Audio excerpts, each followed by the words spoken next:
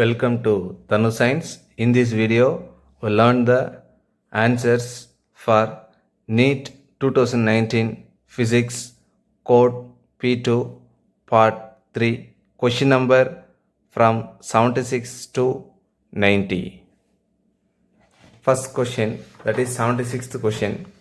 In total internal reflection, when the angle of incidence is equal to the critical angle, that is angle of incidence is I is equal to the critical angle C.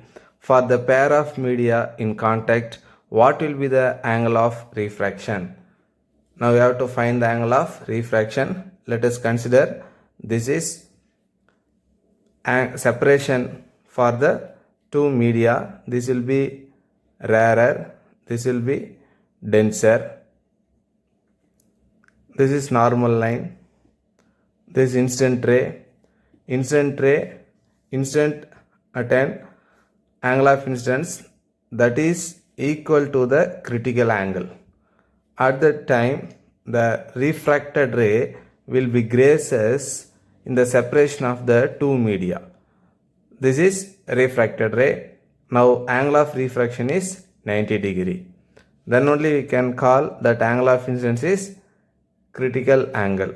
So angle of refraction is 90 degree. So according to the question, answer is fourth option, 90 degree. Question number 77. Two parallel infinite line charges with linear charges densities plus lambda coulomb per meter and minus lambda coulomb per meter are placed at a distance of 2r in free space. This is two parallel plates. For first one, linear charge density plus lambda. For second one, linear charge density is minus lambda, placed at a distance of 2r. So the distance between the two parallel plate is 2r. What is the electric field midway between the two line charges? So plus lambda represents positive charge. This minus lambda represents negative charge. Due to the positive charge, electric field acting away from it, that is E1. Due to the negative charge, due to the positive charge, electric field away from it. Due to the negative charge, electric field towards it, E2. So between the two parallel plates, E1 and E2 acting in the same direction, so that they will be added together. So E is equal to E1 plus E2. We know that E1, that is electric field due to the parallel infinite sheet, that is electric field due to the infinite plane sheet is lambda by 2 pi epsilon naught r. Due to that second one, so due to the second one, plus E2 values lambda by 2 pi epsilon naught r. Now E is equal to, now we are going to add together. So if you add denominator same, you can add the numerators 2 lambda by 2 pi epsilon naught r. 2 will be cancelled. Now E is equal to lambda by pi epsilon naught r. So according to this option, third one is the right answer. Lambda by pi epsilon naught r Newton per Coulomb. Question number 78. For a p-type semiconductor, which of the following statement is true? Electrons are the majority carrier and trivalent atoms are the dopants. This is false statement. Holes are the majority carriers and trivalent atoms are the dopants. So second one is the right one. Holes are the majority carriers, trivalent atoms are the dopants. So according to the question, true statement is second one for p-type semiconductor. Holes are the majority carriers and trivalent atoms are the dopants. Question number 79. Which of the following acts as a circuit protection device? Everyone of you know this answer. Option 4th one is the right answer. Fuse is a circuit protection device. Question number 80.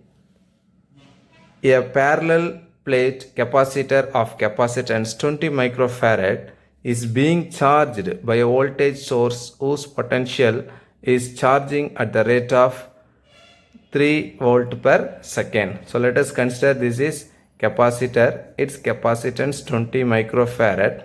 It is charged by a voltage source is 3 volt per second. So voltage is varying 3 volt per second. The conduction current through the connecting wires and the displacement current through the plates of the capacitor would be respectively. So through the wire there will be a conduction current. Between the plates of the capacitor there will be the displacement current ID. So now we have to find the two currents. One is conduction current, another one is the displacement current. We know that basic thing, the conduction current is equal to the displacement current. So option we have to select the same thing. So same thing means same answer should be there for conduction current and displacement current. So according to the concept, second and fourth having the same values for conduction current and displacement current, we will check the answer. We know that Q is equal to CV. Current is rate of flow of charge. That is first order differentiation of a charge with respect to time. So d by dt.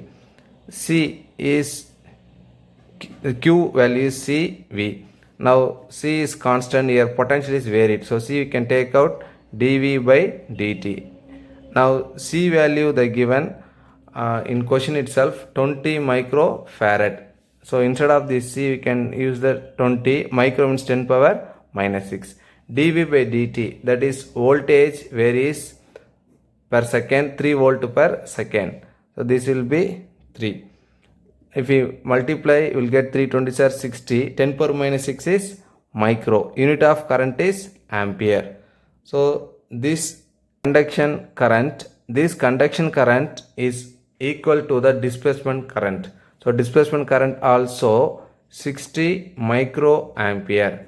So according to these concepts, option 2 is the right answer.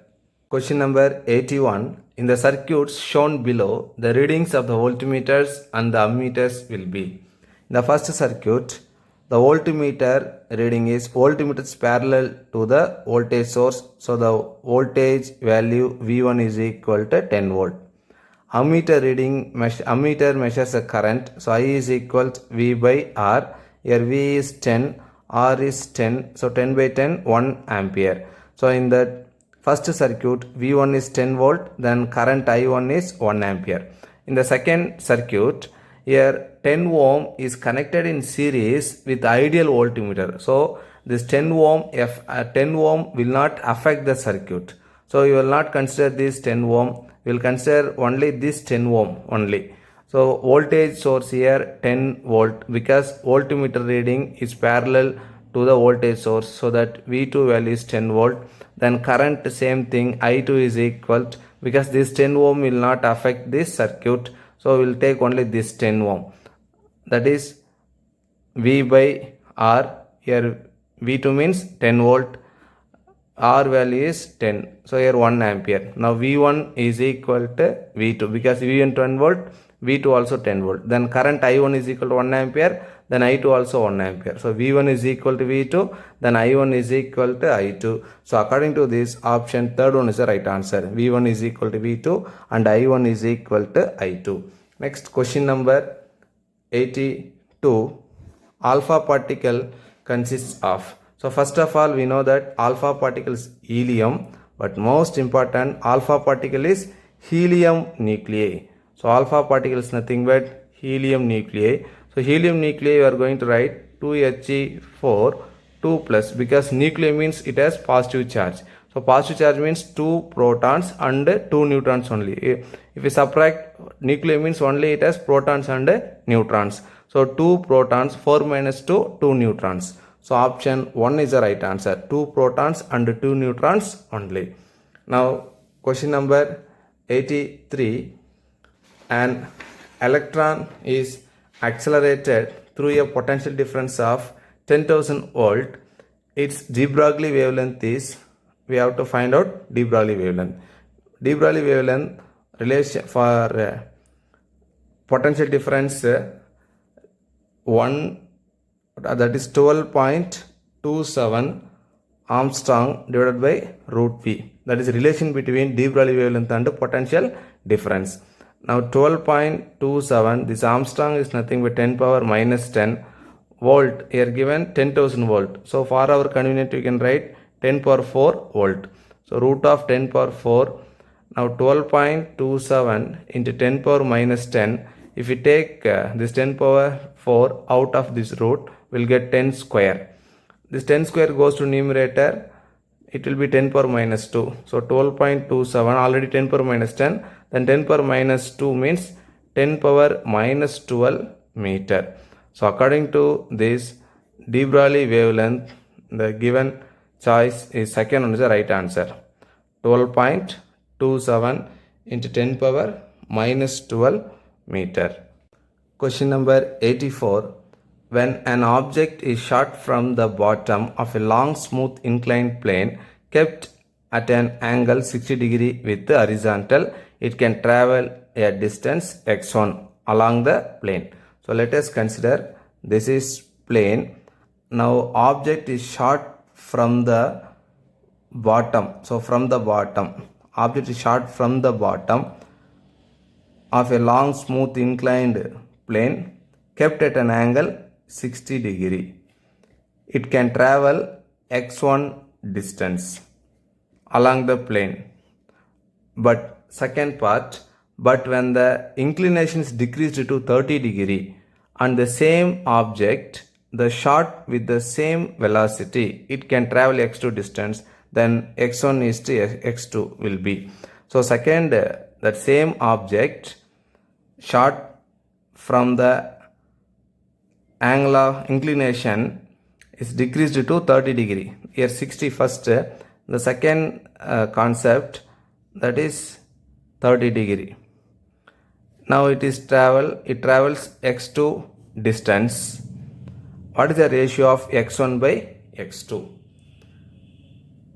When the object is inclined, the acceleration, here two acceleration, a equal to g sin theta, here a equal g cos theta, but variation only in the vertical direction. So I will consider only a equal to g sin theta. We are not going to consider this because no acceleration in the horizontal, only acceleration in the vertical. So a is equal to g sin theta. Now formula, we know that v square equal to u square minus 2as. So after traveling x1 distance, that object will be stopped.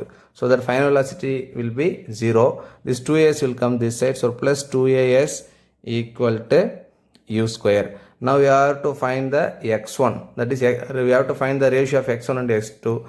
So in this formula, we have to find the distance traveled. So this s will a value is g sin theta. Is s value we are going to take s1 is equal to u square. Now x1 is equal to u square divided with this 2g sin theta will come to denominator, 2g sin theta. Similarly for second case, x2 is equal to u square 2g sin theta. Now first case angle, here theta 1, in second case angle is theta 2. In first case theta 1 is 60 degree, in second case theta 2 is 30 degree. Now I will substitute in this value x1 by x2 u square by 2g sin theta 1 divided x2 value u square by 2g sin theta 2. Now u square by 2g sin theta, that division into multiplication, so it will be reciprocal, 2g sin theta 2 by u square, 2g will be cancelled. Now we will get only sin theta 2 by sin theta 1. Now sin theta 2 value is 30 degree, sin theta 1 value is, sin theta 1 means sin 60 because theta 1 value is 60. Sin 30 value is 1 by 2. Sin 60 is root 3 by 2. The 2 will go to numerator. 2 going to be cancelled. Now this x1 by x2 is 1 by root 3. We can write in the ratio x1 is to x2 is x1 is to x2 is equal to 1 is to root 3. So according to this option, third one is the right answer. 1 is to root 3. Question number 85. A small hole of area of cross section 2 mm square A is present near the bottom of a fully filled open tank of height 2 meter, that is H. Taking G is equal 10 meter per second square, the rate of flow of water through the open hole would be nearly. Now let us consider this is open tank. Here there is a hole near the bottom, that is filled one. Now water flow out of this open, we have to find the rate of flow of water. First, velocity of efflux. Velocity of efflux means velocity of the water moving out of this tank, root of 2gh. V is equal to g given as 10, then height given 2. So V is equal to 2, you can take out from the root 10 meter per second. This velocity of efflux, that is velocity of water coming out from the water tank. Now rate of flow of water, that is volume flow rate. Like equation of continuity, AV. A is nothing but area. So area they are given 2 millimeter square. So 2 millimeter means 10 power minus 3. Here square means here whole square. Into V value 2 into root 10. 2 into 10 power minus 6 into 2 into root 10 value 3.16. So if 2 2s are 4 into 3.16 in 10 power minus 6. If we multiply together, we will get 12.6 into 10 power minus 6 meter cube per second. So according to this option, first one is the right answer. 12.6 into 10 power minus 6 meter cube per second. Question number 86. 2 point charges A and B having charges plus Q and minus Q respectively are placed at certain distance apart and force acting between them is F. For first concept, we'll take A, B, 2 points. At point A, plus Q charge is located. At point B, minus Q charge is located. They are separated by distance R. The force, the attractive force between the two charges is F. That is, F is equal minus K Q square by R square. So this is force between the two charge. Now, if 25% charge of A is transferred to B, then force between the charges becomes. Now 25% of this positive charge means 1/4 charge transferred to the minus Q. So in the Q la 1/4 reduce ஆயிடுச்சுன்னா 3Q by 4 will be there. So இதில் வந்து Q by 4 வந்து add ஆக போகுது. So Q by 4 add ஆயிடுச்சுன்னா if you simplify you will get minus 3Q by 4. The distance will be same. That did not talk about the distance. Now we have to find out the new force. Now F dash is equal to K Q1 Q2. Now Q1 is 3Q by 4. That according to the general formula F is equal to K Q1 Q2 by R square. So F dash, a new force, equal to K. Q1 is 3Q by 4. Then Q2 is minus 3Q by 4 divided by R square. Now F dash is equal to K 3 3s are 9, q into minus q square by 4 4s are 16, this r square. Now f dash is equal, this minus k q square by r square value is f.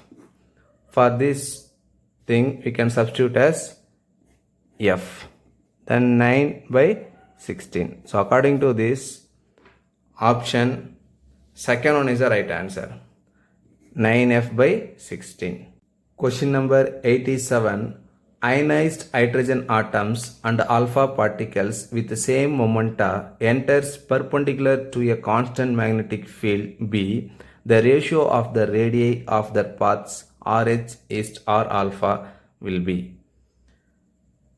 If the charge particles moves perpendicular to the magnetic field, it experiences the magnetic force, so that it moves in the circular path, so it experiences the centripetal force. So the applied magnetic force is equal to the centripetal force, so that radius of the circular path is mv by qb. Now we are going to relate radius of the circular path and charge. So r inverse proportional to 1 by q. We know that charge of hydrogen is 1, charge of alpha particle is 2. So QH by Q alpha is equal to 1 by 2. So RH by R alpha is equal to, this is a reciprocal. So here Q alpha will come because reciprocal. Here RH means here in denominator QH. So Q alpha is 2, QH is 1. So in question they are asking ratio of RH is to R alpha. So RH by R alpha is 2 by 1. So that correct answer is 2 is to 1. According to this option, 1 is the right answer, 2 is to 1. Question number 88. A particle moving with velocity v vector is acted by three forces shown by the vector triangle PQR. The velocity of the particle will. Now let us consider this is particle, this is P force, then this one Q force, then this one R force. So when three force acting on the particle in equal magnitude in these directions, no force acting on the particle, because F net is equal to F1 vector plus F2 vector plus F3 vector. So no effect of force on the particle, so that acceleration is 0. Then velocity is constant because A is equal to dv by dt. If acceleration is 0, this v dv by dt, this v will be constant. So velocity going to be the constant. So according to this concept, option third one is the right answer. Velocity remains constant. Question number 89. The work done to raise a mass m from the surface of the earth to a height h which is equal to the radius of the earth is. Initially, potential energy on the earth's surface ui is equal to minus gmm by r. Now the object is raised up to height h. This h is equal to the radius of the earth. Now final potential energy uf is equal minus gmm by, here from the center of the earth r plus h, so r plus r, so final is 2r. Now potential energy, change in potential energy uf minus ui is equal to uf value minus gmm by 2r minus, here one more minus there, so plus will come, gmm by r is equal to gmm by r is common, you can take out. Now minus 1 by 2 plus 1. Now gmm by r, 1 minus 1 by 2 is 1 by 2. Now gmm by 2r. We know that gm value is equal to gr square. Now gm value is g r square m by 2r. This r is cancelled, so that 1 by 2 mgr. So this is the work done to raise a mass m from surface of the earth to a height h. So the right answer is option third one, 1 by 2 mgr. Question number 90. In a double slit experiment, when light of wavelength 400 nanometer was used, the angular width of the first minima formed on a screen placed 1 meter away, that is cap letter D, was found to be 0.2 degree. This will be theta. This is angular width. What will be the angular width of the first minima? First they given first minima.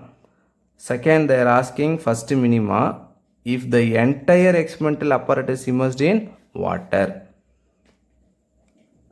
For this, the given refractive index of water is 4 by 3. Theta dash is equal to theta by mu. So this is Young double slit experiment. This slit 1, slit 2. This will be central maxima. This is the first minima. So the angle width is theta 1. Theta, first case. If this entire system is immersed in water, now theta will be theta dash. We have to find the theta dash. So theta they given 0.2 degree. By mu we know that 4 by 3. 4, that 3 will go to numerator.